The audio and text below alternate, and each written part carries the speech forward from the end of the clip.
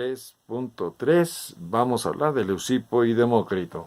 Bueno, como ya hemos dicho, la cuestión de la materia, ya vimos dos sesiones anteriores, hablamos de un término llamado átomo. El átomo que significa sin división.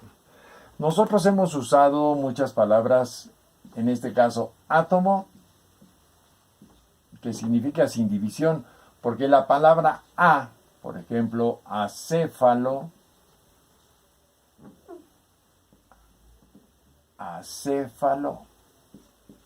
quiere decir sin cerebro. Eso es lo que significa acéfalo, sin cabeza. Pero vamos a dejarlos en el caso del átomo.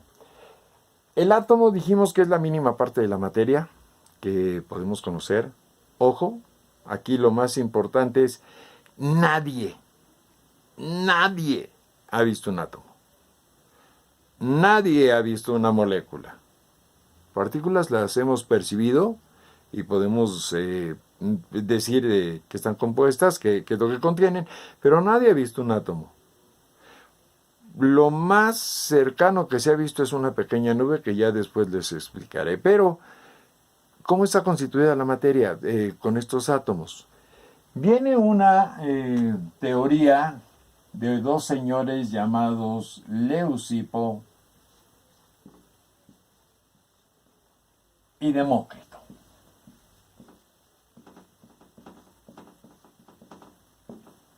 Leucipo de Mileto y Demócrito de Abdera. Allá estamos hablando de los griegos de hace más de 2000 años. Se dice, yo no estuve ahí, aunque lo parezca, yo no estuve ahí, pero se dice que Leucipo vivió de el 499 antes de Cristo hasta el 400.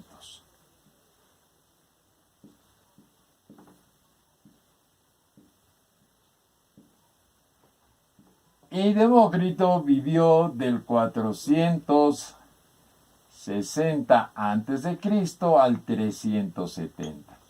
Según mis cuentas, estos jóvenes, uno vivió 99 años y el otro vivía 90. Bueno, yo no estuve ahí. Eso es lo que dicen las malas lenguas, que ahí es lo que vivieron. Estos hombres propusieron el hecho de que toda la materia, todo lo que vemos, todo lo que está a nuestro alrededor, está compuesto por átomos. Y los átomos son, en principio, son indivisibles.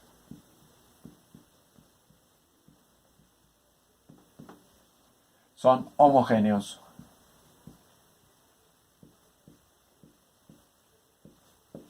Son incomprensibles.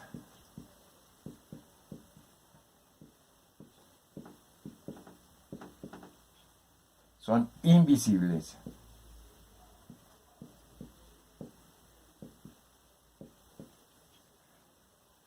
Y en este caso, viendo lo que serían las características de estos jóvenes aquí, que serían eternos,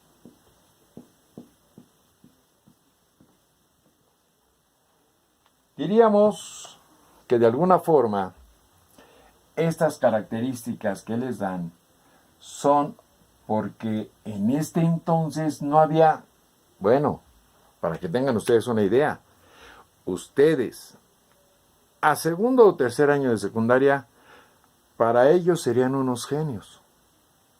Sabrían tantas cosas que ellos ignoraban. Por ejemplo, y estamos hablando de lo que habría en ese entonces, Alejandro Magno había conquistado todo el mundo conocido que para ellos solamente era Asia Menor, parte de Europa, parte de Asia del Norte y la parte de África. Nada más. América no era conocida por ellos. Al menos eso es lo que tenemos entendido, porque no tenemos ninguna referencia de ellos. Pero estos hombres, de alguna forma, pensaron, ¿cómo es la materia? Y entonces dijeron, primero la materia es eternos en el caso de los átomos, porque solamente van cambiando, en este caso de acuerdo a con quién se encuentren o cómo se encuentren. Son invisibles porque son tan pequeños, pero tan pequeños, que no podríamos encontrar el más chiquito de ellos, no lo podríamos ver. Tendríamos que tener una visión impresionante. Imagínense nada más, a tal grado que un microscopio electrónico tampoco los puede ver, y eso que ya un microscopio electrónico es una verdadera arma para la ciencia, ¿no? Incomprensibles porque la materia, en este caso ellos decían, no se puede comprimir. Son homogéneos, en este caso vamos a poner aquí el homogéneos. Homogéneos porque en este caso dice que son iguales de acuerdo a la materia con la que se encuentren. Y ahorita vamos a ver algunas de sus razonamientos. Indivisibles, porque la palabra átomo significa sin división. ¿En qué basaban ellos este tipo de situaciones? Bueno, todos los argumentos de este entonces estaban basados sobre todo en lo que sería el razonamiento y la percepción que tiene a través de los sentidos. Eso es también algo que hemos entendido de las culturas antiguas, que ellos tenían otra forma de hacer las cosas. Aquí, por ejemplo, esta teoría atómica la tomamos nosotros porque consideramos que todo es válido. Todo, porque si algo no lo conocemos, todo es válido. Pero pasaron más de 2000 años para que se les tomara en cuenta. Se les tomó en cuenta a los importantes, a Aristóteles, ya saben, Sócrates, Platón y demás. A ellos se les tomó en cuenta, y ellos decían que la materia estaba compuesta por 4 elementos, que eran tierra, fuego, aire y agua. Y eso fue lo que más les preocupó, pero a final de cuentas no entraron en los razonamientos de estos jóvenes, que nosotros no es que los hayamos visto o hayan platicado con nosotros, ¿verdad? Aunque lo aparentemos. No, estos hombres hicieron toda una serie de razonamientos en función de la forma que presentaba la materia. Por ejemplo, ellos decían que los átomos de miel eran esféricos. ¿Por qué esféricos? Porque los átomos de miel, al ser esféricos, podían en un momento dado resbalar a través de lo que sería nuestro paladar, y nos era agradable. Entonces, todo aquello que nos fuera agradable, lo que fuera dulce, lo que fuera con una sensación agradable a nuestros sentidos, tendría que ser esférico, para que no nos dañara. En este caso, en el caso de los cítricos, estamos hablando de los cítricos como, cítricos, como el caso de la naranja o el limón o la mandarina. Los átomos, si ustedes se llegan a pelar un gajo de mandarina, un gajo de naranja, un gajo de limón, el gajo de limón tiene una arista un ángulo muy agudo.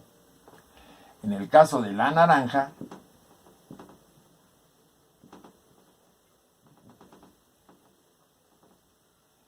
es un poquito más redondeado, ya no tan agudo.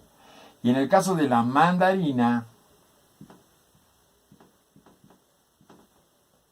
es casi circular. Ellos decían que la acidez de estos átomos de los cítricos dependía en este caso, el ángulo que tuviera en su arista. Entre más agudo fuera, es más ácido. Entre menos agudo fuera, era un poco más dulce, aunque no dejaba de ser cítrico. Y en el caso de la sal, por ejemplo, teniendo un trozo de sal que no fuera con una forma geométrica normal o regular, las aristas eran capaces de dañar a nuestro paladar. y provocarnos esta sensación de escaldeo en la lengua. Escaldar quiere decir que nos abre los poros, que nos daña la lengua, que como si la rascáramos de alguna forma. Bueno, esta era su teoría atómica. En aquel entonces, ¿quién podría contrastar esas teorías? Prácticamente nadie, porque los diferentes filósofos estaban más preocupados por el ser, por el poder, por la política, por muchas otras cosas más que la ciencia. La ciencia, lo que ellos sí tenían, era una visión para aplicar la ciencia a las guerras. En aquel entonces las guerras y los dominios era lo que les daba a ellos muchísima riqueza. Aquí, por ejemplo, nadie podía contrastarlos. También debemos entender que tampoco se les puede contrastar porque ellos tenían su mundo demasiado pequeño. Si hablamos, por ejemplo, de lo que es Grecia y hablamos de dónde está Europa, si vemos Japón, China, Corea, Filipinas, Australia, Nueva Guinea, bueno, y no hablemos de América, estaban lejísimos.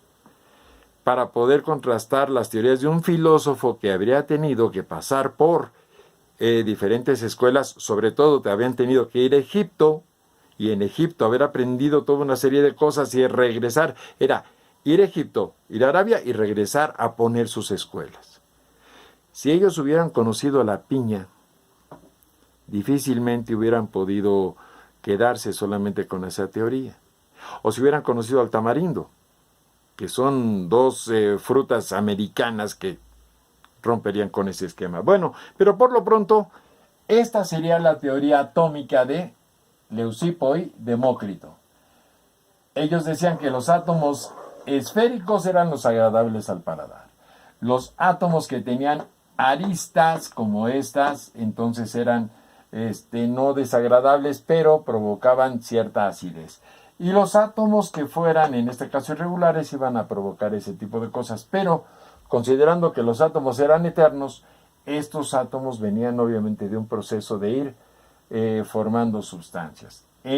Los átomos son eternos, los átomos son indivisibles, los átomos son invisibles, son incomprensibles, que es parte de lo que sería la teoría. Bien, nos vemos en el siguiente video para poder hablar ahora de la teoría atómica de un señor llamado John Dalton. Cuídense mucho y seguimos en contacto.